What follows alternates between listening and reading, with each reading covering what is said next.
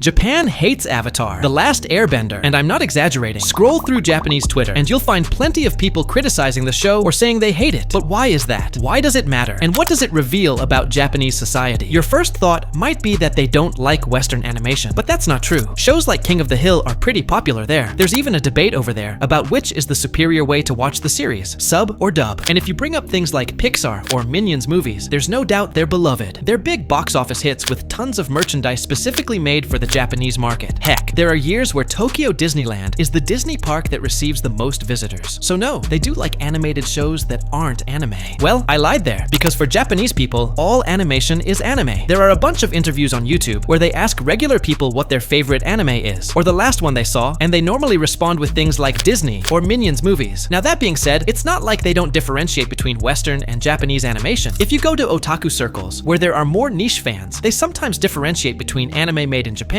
calling it Nihon no anime, Japanese anime, and Yo anime, Western or foreign anime, for animation made in the West or outside of Japan. Sometimes they skip that term entirely and simply say Disney to refer to some Western animation, despite it not being made by Disney in a lot of cases. So if they like Western animation that is very different from anime, why not Western animation that looks like anime? Well, that's where it gets interesting. To begin with, Nickelodeon was never that popular there. The television channel was a paid cable channel, just like in countries like the USA, which meant only a fraction of the Japanese public could access it. However, it never became a big success, and on September 30th, 2009, Nickelodeon was taken off the air in Japan due to declining viewership, right around the time of what many consider the golden age of Nickelodeon, with shows like Drake and Josh, Zoe 101, and iCarly. Because of this, Nickelodeon as a brand isn't really a brand in Japan, especially for animation. Japan is the country that produces the most animation annually, surpassing countries like the United States by a great margin, so the competition there is tough. To give you an idea, Disney had to close its animation studio there in the 2000s. Of course, that had a lot to do with the shift in Disney's strategy, but it also goes to show how competitive the market is there. Even a juggernaut like Disney, in the department of animation and children's entertainment, didn't make enough money to justify maintaining a studio there. For Avatar, this means that the boost that a brand like Nickelodeon could provide in the West didn't help much in Japan. But that's not all. There are a bunch of shows that are successful in Japan, despite being by unknown companies or creators. You have Ruby, for example, which started as an indie animation by an unknown staff, but ended up being quite a hit in Japan, even having its own merchandise for the Japanese market and an official dub. So why did Ruby's success did not replicate with Avatar? Well, first, we need to understand how the typical Western hero is different from the typical Japanese hero. I talk about this more in detail in another video, in case you want to check it out, but in case you don't, here's a part of that video where I explain the topic generally. To simplify things for the sake of argument, in the West and in Japan, the idea of a hero is fundamentally different. In Japan, heroes are like fables about determination. They are certain of their path, rarely wrong, and they move forward without hesitation, overcoming obstacles through sheer will. In contrast, American heroes are fables about the burden of power. They constantly question whether their actions are truly right and whether the end justifies the means. Of course, there are exceptions in both traditions, including the rise of anti-heroes. But if we simplify, Japanese heroes push forward with conviction, while American heroes are defined by inner conflict and doubt. This explains the differences with Spider-Man. In the comics, Spider-Man struggles to buy a used motorcycle and constantly wonders if he's being selfish and doing the right thing, worried about endangering people like his family and friends. This contrasts with his Japanese version, who not only has a motorcycle, but also an intergalactic spaceship that transforms into a robot that can fight in the middle of a city full of people. No matter how many buildings he destroys, he's always right, and no one questions this. He gets all this for free, without it costing him anything. This is possible because, as I mentioned, the message of the comic book Spider-Man is, with great power comes great responsibility. While in the Japanese version, the message is simply to try hard and fight for what you believe is right. This becomes more obvious when we look at the character that serves as the foundation and inspiration for all other superheroes in each region. In the West, this character would be Superman, who is very good-natured, always doubtful of himself, and tries to do the right thing without killing his enemies. Basically, a model citizen. In Japan, it would be Goku, who, while based on Sun Wukong, is poorly educated, has no formal training, and often puts the world at risk just because he wants a good fight. They're practically polar opposites. These major differences in the Japanese market arose because Japan had little contact with Europe and the United States until about a century and a half ago, and was closed to the entire world for nearly 300 years. This caused Japan to create its own superheroes. We might not think of them as such, but characters like the Power Rangers, Goku, Naruto, or Luffy are exactly that. People with superpowers or special abilities who fight and protect the world. Now, how does this apply to Avatar, The Last Airbender? Well, Aang's whole backstory is about how he feels guilty for running away from his people once he learned he was the Avatar, and how this led to the genocide of his people and the start of the 100-year war. Most of the first season deals with his feelings of guilt, and it isn't until the final episode of the series, after constantly doubting himself, that he finally knows what he must do to end the main conflict of the story. In other words, he constantly doubts himself, is uncertain of his path, is frequently wrong, and moves forward with a lot of hesitation. In other words, he's the opposite of the typical Japanese hero. You just have to compare him to someone like Edward from Full Metal Alchemist, who has a similar kind of backstory, at least in concept. Let me explain. After he and his brother fail at trying to revive their mother, and as a consequence, Edward loses a leg and an arm, while his brother loses his entire body. Edward is constantly tormented by what happened, but he doesn't stay eternally doubting himself. He accepts the mistake, he may blame himself, but he uses it as motivation to move forward with determination to fix what happened from episode 1. Of course, I'm generalizing here. Sometimes the story throws him curveballs and things get harder, and he may feel bad about what happened and not know exactly how to fix the problem. But as I said, from episode 1, he's determined to solve it and already has a rough idea of how to go about it. Now compare that with Aang, who takes multiple episodes to accept what happened, forgive himself, and even then, he's not sure what he should do until, again, literally the last episode. Although for us, Avatar may look very similar to anime, which is why the debate over what is anime often starts with this show. For a Japanese audience, that might not be the case, in no small part because of what I mentioned a few moments ago. This becomes more obvious when you read the comments from Japanese people who know the show, and you realize the real reason why Avatar never had a chance to succeed in Japan to begin with. But first, let me get something out of the way. Many people think it's because the Fire Nation, the bad guys of the story, are based on Imperial Japan. But that's wrong. Japan has a long history of watching and liking stories where they are the bad guys. For starters, Fist of Fury, the movie that made Bruce Lee famous, is a story where he fights Japanese dudes because they're kind of the bad guys. And that movie was so successful in Japan that the following year they made a Japanese remake with a half Chinese, half Japanese actress that started a whole franchise called Street Fighter. Yeah, that's the real name. And that's not all. A bunch of kung fu movies where Japan is also the bad guy became top box office hits. So no, Japan being basically the bad guys in Avatar isn't the reason why it didn't succeed in Japan or isn't well regarded. Hey, I just wanted to let you know I now have a Patreon where you can support the channel and help me keep making these videos. Starting at just $1, your support lets me invest in better equipment and assets. Right now, with a few exceptions, it's pretty much just me running everything, and with your help, I'd love to grow and make more and better videos for you. But if you can't or just don't want to, that's totally fine. You're already doing more than enough just by watching. If you're interested, the link is down below. The last and final reason is the following. Aang is bald. I am not kidding. If you go to Japanese Twitter, the most common complaint about the show is the character designs, with many saying they don't like that the main character is bald. It may sound absurd, but it actually makes sense. I mean, this isn't a parody like One Punch Man, so such a design can stand out in an unexpected way. So if your show is hard to access, isn't from a well-known studio, faces heavy competition, and feels unfamiliar, its visuals become the main factor in deciding whether people give it a chance. And for Japan, Avatar didn't pass the look test.